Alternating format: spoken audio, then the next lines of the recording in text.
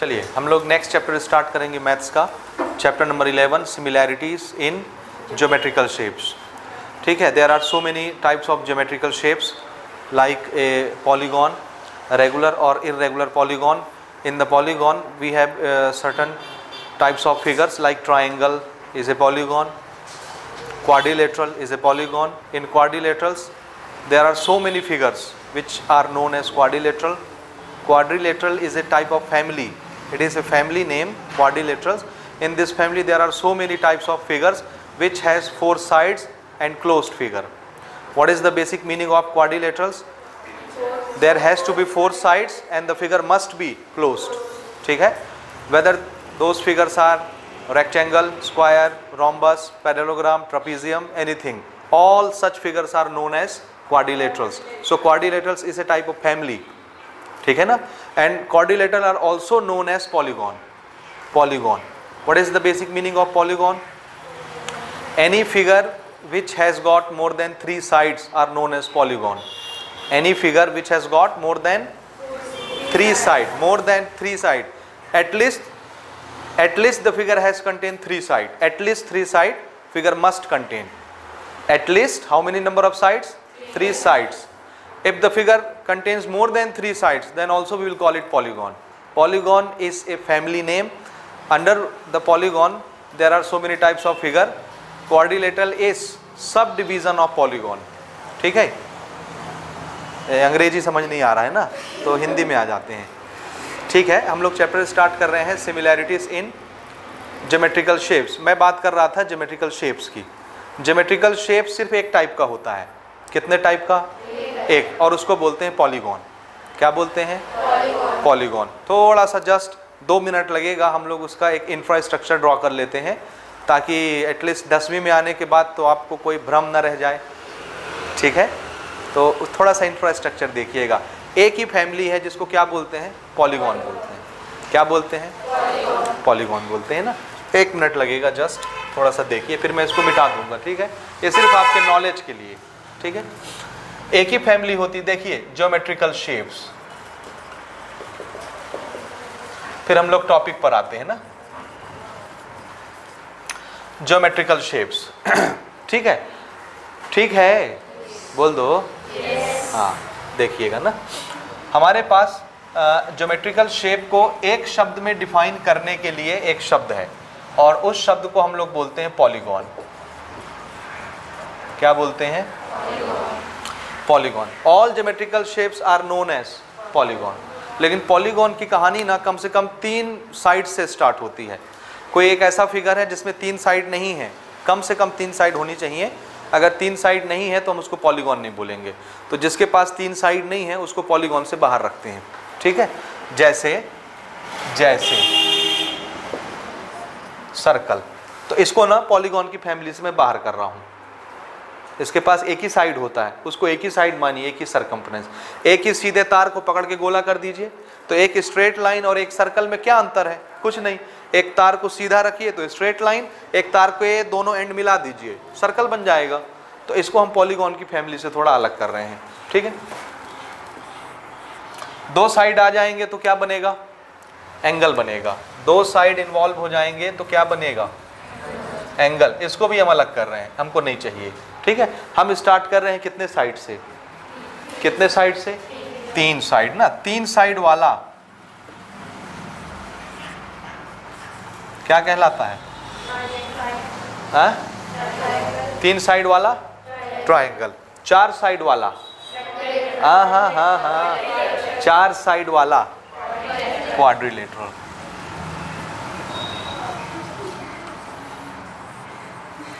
ठीक है, यहां तक समझ आया? हाँ, फिर से पॉलीगॉन शब्द जहां भी आएगा याद रखिएगा, जितने फिगर मैं कोट करूंगा, जितने फिगर के नाम मैं कोट करूंगा, सब फिगर क्लोज होंगे. क्लोज यानी चारों तरफ से पैक होंगे. समझ आया? कहीं से अंदर जाने की जगह नहीं होगी. ठीक है, तो पॉलीगॉन के अंदर ही मीनिंग छुपा होता है क्लोज फिगर. क्या? तो ट्रायंगल भी 3 साइड से घिरा, क्लोज फिगर है ना. क्वाड्रिलेटरल भी चारों तरफ से घिरा हुआ, क्लोज फिगर, बंद चारों तरफ से डब्बा. ठीक है, तो पॉलीगॉन जितने भी नाम रखेंगे सब कैसे होंगे? Close figure. अगर 3 साइड से फिगर क्लोज होता है ट्राइंगल, 4 साइड से फिगर क्लोज होता है क्वाड्रिलेटरल, 5 साइड से फिगर क्लोज हुआ पेंटागन, 6 साइड से फिगर क्लोज हुआ हेक्सागन एंड सो ऑन। ये तो आप जान रहे हैं ना। 3 साइड से फिगर क्लोज हुआ उस पॉलीगॉन को क्या बोलेंगे? ट्राइंगल। 4 साइड से फिगर क्लोज हुआ पॉलीगॉन को, 5 साइड से, मैं इसका शेप नहीं बना रहा क्योंकि मुझे ज़रूरत नहीं, आप जूनियर क्लासेस में पढ़ चुके हैं। 6 साइड से फिगर क्लोज हुआ, 6 साइड हैं उसके पास, 7 होंगे तो हेप्टागन, 8 होंगे तो ऑक्टागन, 9 होंगे नोनेगॉन, 10 होंगे डेकागॉन। इस तरह आगे बढ़ती जाएगी कहानी और ये सब क्या कहलाएंगे? पॉलीगॉन कहलाएंगे। ठीक है भाई, यहाँ तक समझ गए?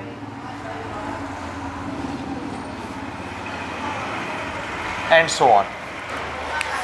ठीक है, तो हम लोग थोड़ी सी बात करते हैं पहले इसकी। मैं इसके नामकरण आपको सिखा दूं कि जितने भी 4 साइड के फिगर अभी तक आप लोग 10वीं तक पढ़ते हुए आ रहे हैं जूनियर क्लासेस से, वो सब क्या कहलाते हैं? सब के सब क्वाड्रिलेटरल्स हैं। समझे? समझे कि नहीं समझे? अब सिर्फ क्वाड्रिलेटरल बोलना मतलब एक ऐसा फिगर जो 4 साइड रखता हो और चारों तरफ से पैक हो, क्लोज फिगर हो, तो उसको आप क्वाड्रिलेटरल बोलेंगे। क्वाड्रिलेटरल अगर हम बताते हैं कि एक फिगर क्वाड्रिलेटरल है तो इसका मतलब है हम आपको सिर्फ 2 जानकारी दे रहे हैं। कितनी? पहली जानकारी ये कि फिगर चारों तरफ से क्लोज होगा और कुल कितने साइड होंगे? मात्र 4 साइड। ठीक है, क्लोज फिगर 4 साइड, पहली जानकारी। और दूसरी जानकारी ये होगी कि उसके पास कितने एंगल होंगे? 4 एंगल, और चारों एंगलों का सम 360 होगा। कितना? कितना? 360। इसके अलावा कोई दूसरी जानकारी इस शब्द से नहीं मिलता जिसको हम लोग क्वाड्रिलेटरल बोलते हैं। समझ गए? सिर्फ कितने इंफॉर्मेशन निकलते हैं? अगर क्वाड्रिलेटरल शब्द लिखा है तो सिर्फ 2 इंफॉर्मेशन निकलते हैं। क्या? 4 साइड हैं, चारों तरफ से क्लोज फिगर, और एंगल भी कैट हुए 4 ठो, और सभी एंगलों का सम कितना? 360। बस ये 2 चीजें। यहाँ तक समझ आया? आया? अब अगर इसमें हम कुछ कुछ प्रॉपर्टी और लगाने लग जाएं, कुछ कुछ और देने लग जाएं, जैसे जैसे हमने बोला कि ये जो फिगर है, ये साइड और ये साइड बराबर नहीं है, ना इक्वल है। ये साइड और ये साइड बराबर है और इक्वल भी है। ध्यान से सुनिएगा, ये और ये बराबर इक्वल नहीं है, एक बिल्कुल सीधा, एक थोड़ा सा उधर झुक गया है, दिख रहा है। लेकिन ये अपोजिट साइड आपस में बराबर बराबर लेंथ के भी हैं और पैरेलल भी हैं। तो फिर इसी क्वाड्रिलेटरल को देखिए, 4 साइड हैं, क्लोज फिगर है, 4 एंगल हैं, चारों एंगलों का सम 360 होगा। लेकिन अब हम इसको क्वाड्रिलेटरल नहीं बोलेंगे, इसको हम बोलेंगे पैरेललोग्राम। क्या बोलेंगे? क्या बोलेंगे? पैरेललोग्राम। ठीक है ना? पैरेललोग्राम नहीं, इसको बोलेंगे ट्रपीजियम। क्या बोलेंगे? ट्रपीजियम। और अगर मैं आपको बोलूं कि देखो भैया, ये एक साइड, ये एक साइड, दोनों साइड पैरेलल और दोनों साइड का लेंथ बराबर, एक पेयर हो गया। ये वाली साइड और ये वाली साइड, दोनों साइड का लेंथ बराबर और दोनों पैरेलल, यानी ये अपोजिट पेयर आपस में बराबर लेंथ के, आपस में बराबर पैरेलल। ये अपोजिट पेयर बराबर बराबर लेंथ के और पैरेलल। तो 2 पेयर अपोजिट वाले, एक पेयर ये अपोजिट, एक पेयर ये अपोजिट, इक्वल भी है, पैरेलल भी है, पैरेललोग्राम बन जाएगा। अब इसको क्वाड्रिलेटरल नहीं बोलना है, इसको क्या बोलना है? पैरेललोग्राम। और सिर्फ एक ही पेयर, ये वाले पेयर, सिर्फ एक ही पेयर पैरेलल है और इक्वल है, तो इसको क्या बोलना है? इक्वल भी मत हो, कोई फर्क नहीं पड़ता, पैरेलल होना चाहिए एटलीस्ट। क्या होना चाहिए? पैरेलल। तो इस फिगर को क्या बोलेंगे? ट्रपीजियम। मैं शेप थोड़ा सा डिफरेंट बना दूं तो ट्रपीजियम जैसा लगे, ये लो, तो कम से कम अब आपको समझ में आएगा। ये वाली लेंथ और ये वाली लेंथ बराबर नहीं है, बराबर नहीं है, लेकिन पैरेलल है। ये वाली लेंथ और ये वाली लेंथ बराबर भी नहीं है, पैरेलल भी नहीं है। तो एक पेयर सिर्फ क्या होना चाहिए? पैरेलल। बराबर नहीं होना चाहिए, बराबर होगा तो भी चलेगा और नहीं होगा तो भी चलेगा, पैरेलल होना चाहिए। समझ आया? तो इसको क्या बोलेंगे? ट्रपीजियम। और अगर दोनों अपोजिट पेयर आपस में पैरेलल और बराबर हो गए तो क्या बोलेंगे? पैरेललोग्राम। ये दोनों के पास देखिए 4 साइड हैं, 4 एंगल हैं और एंगलों का सम 360 है, तो ये भी क्वाड्रिलेटरल, ये भी क्वाड्रिलेटरल। लेकिन इनके पास कुछ कुछ प्रॉपर्टी अलग से आ गई, इसलिए एक को ट्रपीजियम, एक को पैरेललोग्राम। ठीक है? एक प्रॉपर्टी हमने और दे दिया, हमने बोला ऐसा करो, ये साइड, ये साइड, ये साइड, ये साइड बराबर बराबर लेंथ के ले लो। क्या करो? बराबर बराबर, सब साइड बराबर लेंथ के करो। तो हमने सभी साइड बराबर लेंथ के रखे, ठीक है। ये 5 सेंटीमीटर, तो ये भी 5 सेंटीमीटर, ये सभी आपस में बराबर, सभी आपस में पैरेलल, ये इसके पैरेलल, ये इसके पैरेलल, लेकिन आपस में सबका लेंथ कैसा है? सेम। तो अब ना इस 4 साइड के क्लोज फिगर को, जिसके अंदर के एंगलों का सम 360 है, इसको स्क्वायर बोलने लग जाएंगे। क्या बोलेंगे? स्क्वायर, ठीक है। लेकिन स्क्वायर बनने के लिए इसको एक प्रॉपर्टी और रखनी पड़ेगी, सभी एंगल जो है वो कितने कितने के होने चाहिए? तो ये भी एंगल 90, ये भी एंगल 90, ये भी 90, ये भी 90, चारों एंगल 90 90 के, और चारों का सम कितना? 360। यहां भी 4 एंगल हैं, चारों का सम कितना? 360, लेकिन कोई भी 90 का नहीं है। यहां भी 4 एंगल हैं, चारों का सम 360 है, लेकिन कोई 90 नहीं है। लेकिन सब 90 90 बन गए, तो ये क्या बन जाएगा? स्क्वायर। तो स्क्वायर के पास सारे एंगल 90 90 के, सब साइड का लेंथ बराबर, दो अपोजिट पेयर पैरेलल और इक्वल, पैरेलल और इक्वल। समझ आया?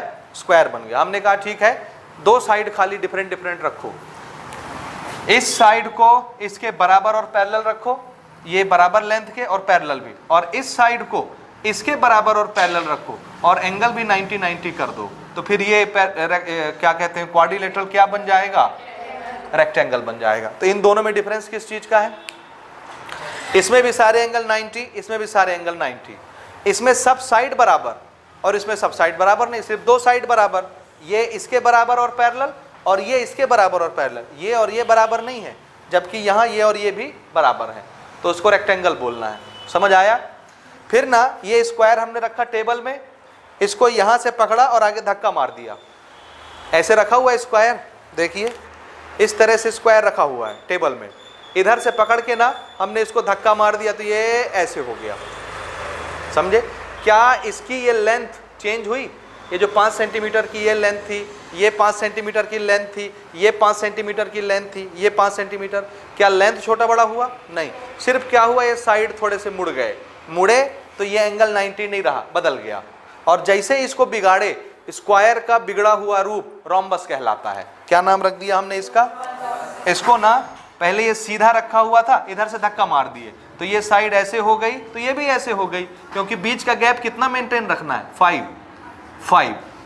समझ रहे हैं? सिर्फ ये एंगल बिगड़ गया, पहले ये 90 90 के हुआ करते थे, अब कुछ और हो जाएंगे। समझ रहे हैं? लेकिन ये साइड इसके बराबर, इसके बराबर, इसके बराबर, ये इसके पैरेलल, ये इसके पैरेलल, सारी खूबी स्क्वायर की है, सिर्फ एंगल बस बिगड़ा है, तो इसको क्या बोलते हैं? रोम्बस।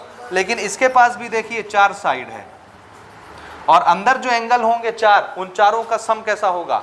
360। तो ये भी क्या है? क्वाड्रिलेटरल। आ रहा है समझ में? इस तरह और बहुत सारे शेप हम बना सकते हैं, रेक्टेंगल को बिगाड़ के भी बना सकते हैं, तो उससे फिर एक अलग शेप बन जाएगा। समझ में आया? तो आपको इसमें एक शेप याद रखना है, वो है ये, कौन? पैरेललोग्राम। ये बात हो गई। तो क्वाड्रिलेटरल में सिर्फ हम लोग इस चैप्टर में डिस्कस करेंगे पैरेललोग्राम के बारे में, समझे ना? और पैरेललोग्राम की प्रॉपर्टी क्या होती है? Opposite pairs of sides are equal as well as parallel. Opposite pairs of sides are equal, बराबर लेंथ के और साथ में पैरेलल। इनके जो डायगोनल होते हैं वो भी बराबर बराबर लेंथ के होंगे। ये डायगोनल 10 सेंटीमीटर का है, तो ये भी कितने का होगा? 10 सेंटीमीटर। तो all diagonals are equal to each other, ठीक है? और साइड आपस में, अपोजिट साइड्स आपस में बराबर होती हैं, और पैरेलल। ये आपस में बराबर पैरेलल, ये आपस में बराबर पैरेलल, लेकिन ये और ये बराबर और पैरेलल नहीं होंगी। याद रहेगा? तो इसकी ये प्रॉपर्टी आपको याद रखनी, क्योंकि आगे हम इसको डिस्कस करेंगे इस पूरे चैप्टर में। दूसरा इंपॉर्टेंट फिगर जो हम लोग इस चैप्टर में डिस्कस करेंगे, वो फिगर होगा हमारा ट्राइंगल। समझ आया? क्या होगा? ट्राइंगल। अब ट्राइंगल आप बहुत तरह के जानते हैं, मैं उसका नाम नहीं लिख रहा ना, सिर्फ आपको मैं बता के आगे गुजर रहा हूं। एक तो आपने राइट एंगल ट्राइंगल पढ़ा ट्रिग्नोमेट्री के चैप्टर में, उसको हम यहाँ स्पेसिफाई नहीं करेंगे, क्योंकि राइट एंगल के लिए एक चैप्टर ही हम पढ़ के आ रहे हैं, दो चैप्टर पढ़ के आ रहे हैं, एक ट्रिग्नोमेट्री का और एक हाइट एंड डिस्टेंस का। तो वापस से फिर से राइट एंगल की कहानी हम लोग नए चैप्टर में नहीं दोहराएंगे, वो सारी बातें हम वहाँ कर चुके, ठीक है? उसके अलावा जो ट्राइंगल बच गए, जैसे इक्विलेटरल हो गया, आइसोसेलस हो गया, और क्या क्या आप लोग बोलते हैं दुनिया भर के ट्राइंगल्स, सिंपल ट्राइंगल्स हो गए, स्केल एंड ट्राइंगल्स हो गए, ठीक है।